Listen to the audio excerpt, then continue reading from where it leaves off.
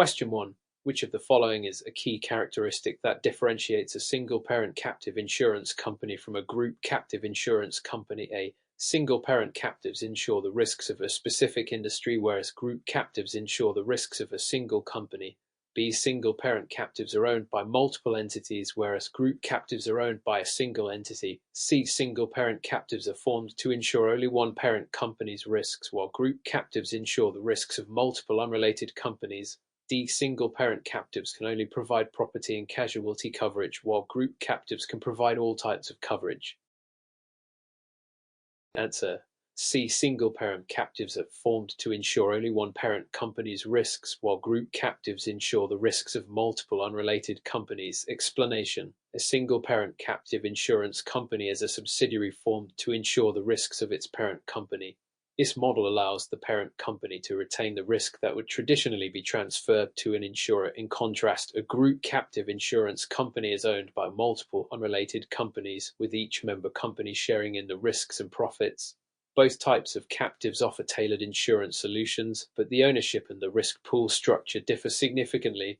This distinction is critical in understanding captive structures and their regulatory requirements under Vermont law. Question 2. John Smith, the CFO of a mid-sized manufacturing company in Vermont, is considering forming a captive insurance company. He needs to evaluate the feasibility of this decision. What is the most crucial first step in this process? A. Choosing the best location for the captive to be domiciled.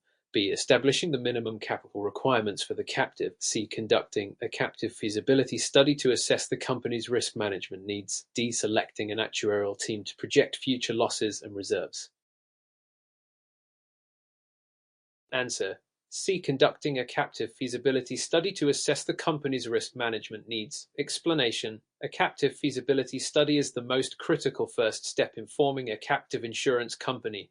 This study helps determine if a captive structure is suitable for the company's needs by analyzing its risks, the financial implications, potential savings in insurance premiums, and the capital requirements. While selecting a domicile, meeting capital requirements, and appointing actuaries are also important, the feasibility study provides the foundational analysis that guides these subsequent decisions. Vermont's regulatory framework, Title 8, Chapter 131, requires this study to assess the risks and financial viability before proceeding with the captive formation process. Question 3. Scenario-based. Sarah, the CEO of a retail conglomerate, is interested in forming a group captive insurance company to cover her company's diverse risks. Sarah is aware of the regulatory requirements for captives in Vermont, but she's unsure about how to proceed with governance. What should Sarah do to ensure that the governance structure of the group captive is set up in compliance with Vermont's laws? A. She should appoint herself as the sole board member and designate the captive manager to handle all other governance aspects. B. She should establish a board of directors with representatives from each of the member companies in the group captive. C. She should form a risk management committee but not require a board of directors for the captive. D. She should have the captive manager serve as the sole decision maker without involving the owners of the captive. Answer: B. She should establish a board of directors with representatives from each of the member companies in the group captive. Explanation: in a group captive insurance company, it is essential to have a board of directors composed of representatives from the member companies. This ensures that the governance structure is aligned with the interests of all members. The board is responsible for overseeing the captive's operations, ensuring compliance with Vermont's regulatory requirements, and setting strategic direction. Captive managers may assist in operational management but cannot replace the governance role of the board. Vermont's captive insurance statutes, Title 8, Chapter 131, outline the importance of having a board of directors to oversee financial decisions and risk management strategies. Question 4. Which of the following is a primary benefit for a business to establish a captive insurance company? A. Captive insurance companies can only write property insurance. B. A business can reduce its overall risk management costs by transferring all risk to a third-party insurer. C. Captive insurance allows businesses to customize their coverage to fit their specific risks and potentially reduce premium costs. D. Captives are required to provide coverage for all types of insurance, including health, property, and life insurance. Answer: C. Captive insurance allows businesses to customize their coverage to fit their specific risks and potentially reduce premium costs. Explanation: one of the primary benefits of forming a captive insurance company is that it enables businesses to tailor their coverage specifically to the risks they face. Captives allow businesses to retain more control over their risk management, potentially leading to reduced premiums and more flexible coverage terms. While captives can provide various types of coverage, they are not obligated to provide all types of insurance, unlike traditional insurers. The ability to customize policies helps companies manage risks more efficiently and reduce costs over time. Question 5. Under Vermont's captive insurance regulations, what is the minimum capital and surplus requirement for a single-parent captive insurance company? A. $100,000. B. $250,000. C. $500,000. D. $1 million. Answer: B. $250,000. Explanation: Vermont law, Title 8, Chapter 131 specifies that a single-parent captive insurance company must maintain a minimum capital and surplus of $250,000.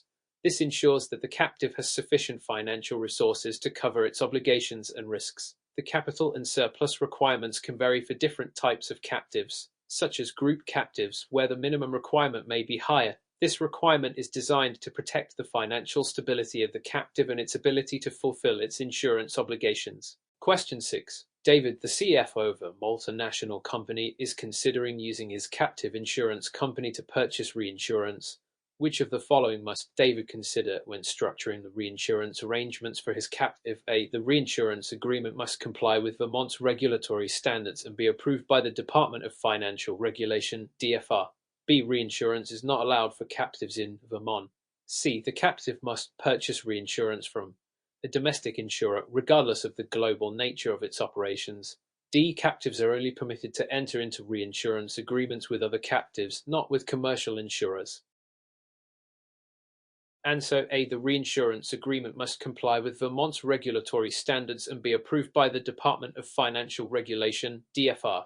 Explanation: When structuring reinsurance arrangements for a captive insurance company in Vermont, the reinsurance agreement must comply with Vermont's regulatory framework, which includes approval from the Vermont Department of Financial Regulation, DR. This ensures that the reinsurance arrangements are financially sound and meet the state's solvency requirements. Vermont law allows captives to purchase reinsurance from both domestic and foreign reinsurers as long as the transaction adheres to applicable laws. The DFR monitors and approves these transactions to ensure regulatory compliance. Question 7. Scenario-based. Jane, the president of a technology firm, is considering using her captive insurance company to insure against cyber risks. She is concerned about the increasing complexity and cost of cyber coverage. What steps should Jane take to structure the captive's insurance policy effectively for these risks? A. She should purchase a broad policy with minimal exclusions, leaving the specific risks unaddressed. B. She should include a comprehensive cyber liability rider within the general liability policy issued by the captive. C. She should conduct a detailed risk assessment and work with an actuary to tailor the cyber insurance coverage to her company's specific needs. D. She should avoid insuring cyber risks in the captive and continue purchasing traditional insurance from an external provider. Answer: C. She should conduct a detailed risk assessment and work with an actuary to tailor the cyber insurance coverage to her company's specific needs. Explanation: When insuring specialized risks such as cyber risks, it is essential for Jane to first conduct a detailed risk assessment to understand the company's exposure. This will help in identifying the specific risks and potential coverage gaps. Working with an actuary allows the company to model the potential financial impacts of various cyber risk scenarios and determine the appropriate coverage levels. Captive insurance offers flexibility, and Jane should customize the cyber insurance policy to fit the unique needs of her company rather than relying on generic coverage. Question 8. Which of the following is required for a captive insurance company to maintain its status under Vermont's captive insurance laws? A. The company must submit quarterly financial reports to the Vermont Department of Financial Regulation, DFR. B. The company must submit an annual financial statement audited by an independent auditor. C. The company must have at least 5 insured entities within the captive. D. The company must retain 100% of the risk underwritten by its policies. Answer: B. The company must submit an annual financial statement audited by an independent auditor. Explanation: Under Vermont's captive insurance regulations, it is a requirement for captives to submit an annual financial statement that has been audited by an independent auditor. This ensures transparency, regulatory compliance, and financial accountability. The Vermont Department of Financial Regulation, DFR, used this information to assess the financial health and stability of captive insurance companies. While quarterly reporting is common for certain financial entities, the primary regulatory requirement for captives is the annual audited statement. Question 9. Which of the following is not an element typically covered by a business plan when forming a captive insurance company in Vermont? A. An analysis of the company's risks and insurance needs. B. A detailed analysis of the potential profitability and loss projections. C. The legal structure and governance framework of the captive. D. A list of all insurance policies the captive will offer, including employee benefits. Answer: D. A list of all insurance policies the captive will offer, including employee benefits. Explanation: a business plan for forming a captive insurance company in Vermont typically includes an analysis of the company's risks, loss projections, and the governance structure of the captive. However, a detailed list of every insurance policy that the captive will offer is not typically required at the outset. The business plan is more focused on the strategic objectives of the captive, its financial projections, and operational setup. The list of policies would be developed later as the captive is formed and its coverage options are determined. Question 10. What is the primary purpose of a captive insurance company's actuarial analysis? A. To establish the exact premiums that will be charged to policyholders. B. To project future claims and help set appropriate reserves to meet those liabilities. C. To evaluate potential reinsurance partners and structure reinsurance agreements. D. To determine the administrative fees for operating the captive. Answer: B. To project future claims and help set appropriate reserves to meet those liabilities. Explanation: actuarial analysis plays a critical role in captive insurance by projecting future claims, determining the appropriate reserves to meet these liabilities, and helping the captive assess its solvency. Actuaries use statistical models to predict the cost of future claims based on historical data and other risk factors. These projections guide the captive in setting aside adequate reserves to ensure it can meet future obligations. The actuarial analysis does not directly set premiums, though it influences them, or determine administrative fees, but is essential for financial stability and risk management. Question 11. What is one of the primary reasons businesses use captive insurance companies? A. To eliminate all insurance-related costs. B. To gain control over risk management and tailor coverage to their specific needs. C. To avoid paying taxes on premiums. D. To ensure that all types of insurance policies are provided under one roof. Answer: B. To gain control over risk management and tailor coverage to their specific needs. Explanation: the primary reason businesses use captive insurance companies is to have more control over their risk management and customize insurance coverage to fit their specific needs. Captives allow businesses to retain risk and manage it directly rather than relying on traditional insurance markets. This flexibility can lead to cost savings and better coverage tailored to the unique risks faced by the company. Question 12. Which of the following is a requirement for a captive insurance company to be considered domiciled in Vermont? A. The company must write at least 80% of its business in Vermont. B. The company must operate solely within Vermont's borders. C. The company must be licensed and regulated by the Vermont Department of Financial Regulation, DFR. D. The company must offer personal lines insurance policies, including home and auto. Answer: C. The company must be licensed and regulated by the Vermont Department of Financial Regulation, DFR. Explanation: for a captive insurance company to be considered domiciled in Vermont, it must be licensed and regulated by the Vermont Department of Financial Regulation, DFR. Vermont is a popular domicile for captives due to its flexible regulatory environment, but the location of the company's operations does not determine its domicile. Licensing and regulation by the DFR do. Question 13. What is the minimum required surplus for a pure captive insurance company in Vermont? A. $100,000. B. $250,000. C. $500,000. D. $1 million. Answer: B. $250,000. Explanation: under Vermont law, the minimum required surplus for a pure captive insurance company is $250,000. This ensures that the captive has sufficient financial resources to operate effectively and cover its risks. Different types of captives, such as group captives or special purpose captives, may have different surplus requirements, but $250,000 is the minimum for a pure captive. Question 14. which of the following is the primary purpose of a reinsurance agreement in a captive insurance company? A. To increase the captive's capital and surplus requirements. B. To transfer risk from the captive to another insurer to reduce exposure. C. To ensure that all policyholders within the captive are adequately covered. D. To allow the captive to diversify its investment portfolio. Answer: B. To transfer risk from the captive to another insurer to reduce exposure. Explanation: the primary purpose of a reinsurance agreement in a captive insurance company is to transfer part of the risk exposure to another insurer, typically a reinsurer.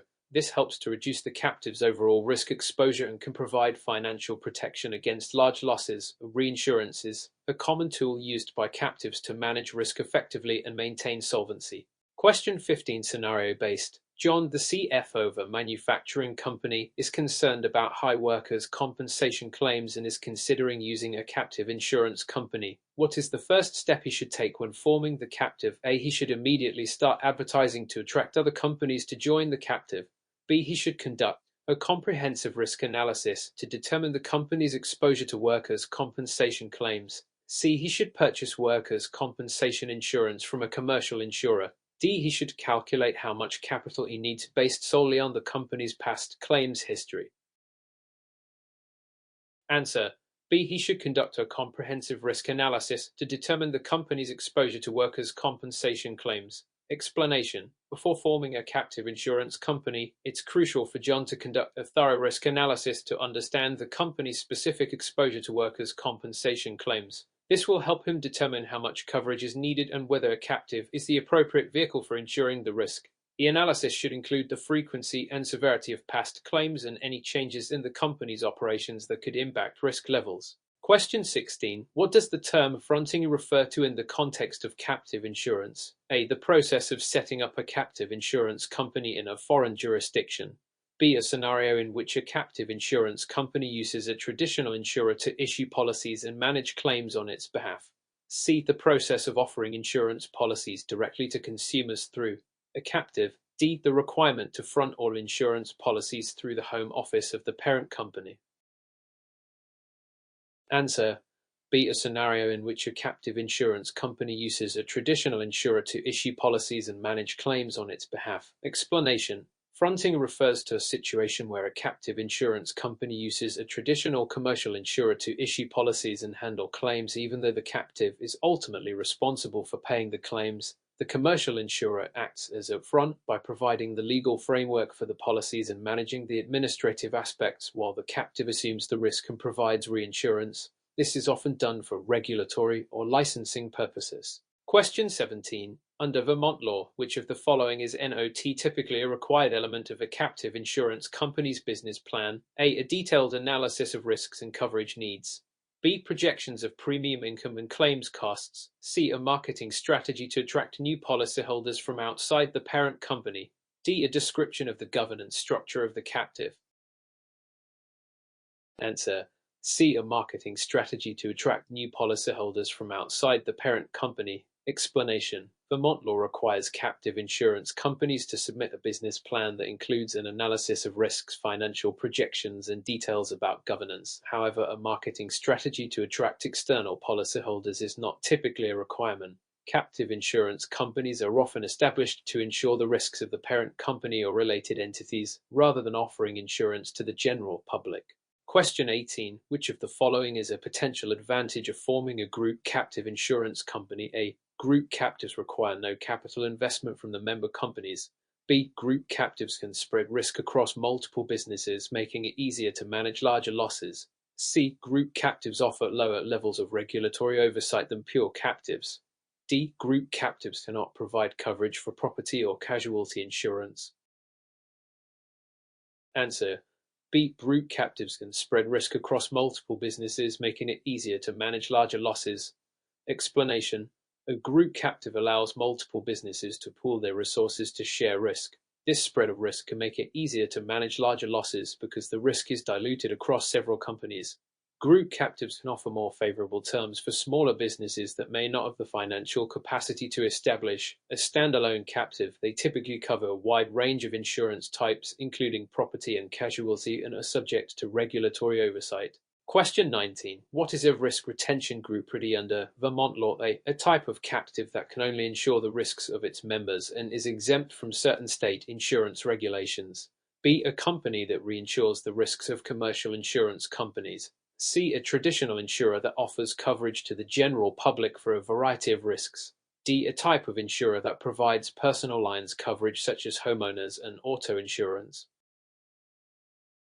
And so a type of captive that can only insure the risks of its members and is exempt from certain state insurance regulations. Explanation. A risk retention group (RRG) is a type of captive insurance company that can only insure the risks of its members, typically businesses in the same industry.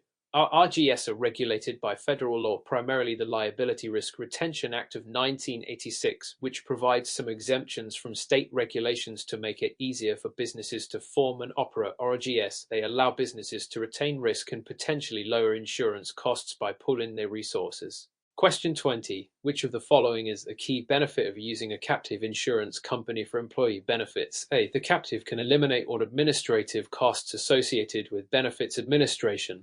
B. The captive can directly issue employee benefit policies without using a third-party administrator. C. The captive can design and manage custom benefit programs that are more aligned with the company's needs.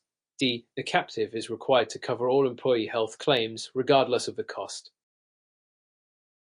Answer.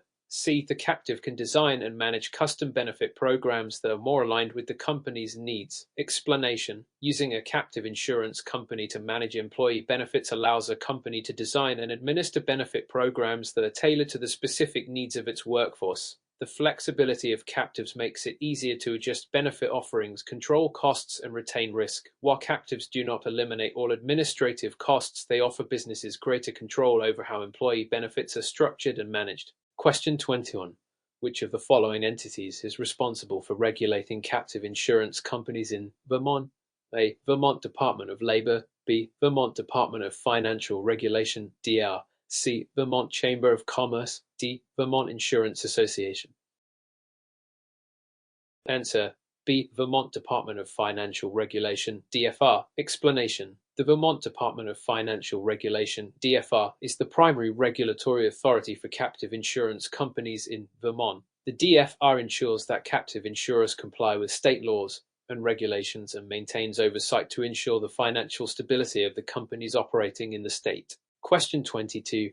In Vermont, what is the maximum number of shareholders a captive insurance company can have to be classified as a pure captive? A. 2, B. 10, C. 20, D. There is no limit to the number of shareholders. Answer. D. There is no limit to the number of shareholders. Explanation. A pure captive in Vermont can have any number of shareholders. A pure captive is typically established by a single parent company to insure the risks of that company or its affiliates. It does not limit the number of shareholders, but rather the focus is on ensuring the risks of the parent or affiliated companies. Question 23. What is a major advantage of a captive insurance company over purchasing insurance from a traditional commercial insurer? A. Captives have no regulatory oversight. B. Captives provide access to reinsurance markets and a higher level of customization. C. Captives are exempt from paying taxes. D. Captives can eliminate all risk management and claims handling responsibilities. Answer. B. Captives provide access to reinsurance markets and a higher level of customization. Explanation. A major advantage of captive insurance companies is the ability to access reinsurance markets and offer a high degree of customization in insurance coverage. This allows the captive to tailor policies to fit the specific needs of the parent company or group. Additionally, captives can offer more flexible terms and greater control over the risk management process compared to traditional insurers. Question 24. Which of the following would be considered a special purpose captive under Vermont law? A. A captive formed to insure the property risks of a single parent company. B. A captive formed to manage the liabilities of a group of companies with unrelated businesses. C. A captive formed to provide insurance for a specific purpose, such as a securitization transaction. D. A captive formed solely for employee benefit plans. Answer. C. A captive formed to provide insurance for a specific purpose, such as a securitization transaction. Explanation. A special purpose captive is formed for a specific purpose, such as to handle risks related to a securitization transaction. These captives may not operate in the same manner as traditional captives, and their business model is typically more specialized. They are often used for unique, one-off purposes where traditional insurance is not practical. Question 25. Scenario-based. A Vermont-based manufacturer wants to reduce its high insurance premiums for product liability. The company is considering forming a captive insurance company. What is the first step the company should take? A. The company should immediately draft the bylaws for the new captive. B. The company should conduct a feasibility study to assess the costs and benefits of forming a captive. C. The company should reach out to a commercial insurer to offer their services as a captive reinsurer. D. The company should submit an application to the Vermont Department of Financial Regulation. D. Answer. B. The company should conduct a feasibility study to assess the costs and benefits of forming a captive. Explanation. Before forming a captive, the company should conduct a feasibility study to assess whether it is a good fit for their needs. This includes evaluating the risks they want to insure, the potential savings from using a captive, and the administrative costs involved.